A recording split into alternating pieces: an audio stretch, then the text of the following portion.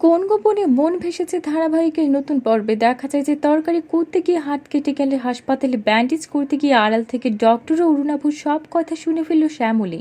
অরুণাভু অসুস্থ শুনে কোম্পানির সমস্ত দায়িত্ব এবার শ্যামলীকে দিয়ে দিল অনির বাবা।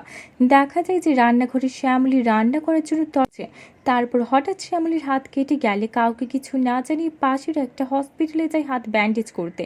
একজন নার্স এসে শ্যামলীর কাটা হাত ব্যান্ডেজ করছে। এরপর শ্যামলী দেখে যে এখানে অরুণাভ এসেছে কি একটা দরকারে। তারপর শ্যামলীর হাত ব্যান্ডেজ করা হয়ে গেলে শ্যামলী মনে মনে বলে, অরুণাভদা এখানে কি করতে এসেছে, সবটা আমাকে জানতে হবে। তারপর শ্যামলী একটা জানালার পাশে গিয়ে ডক্টর ও অরুণাভর সব কথা আড়াল থেকে শুনতে থাকে। তারপর শ্যামলী শুনতে পায় যে অরুণাভর কোনো রোগ হয়নি, সব রিপোর্ট মিথ্যা ও সাজানো।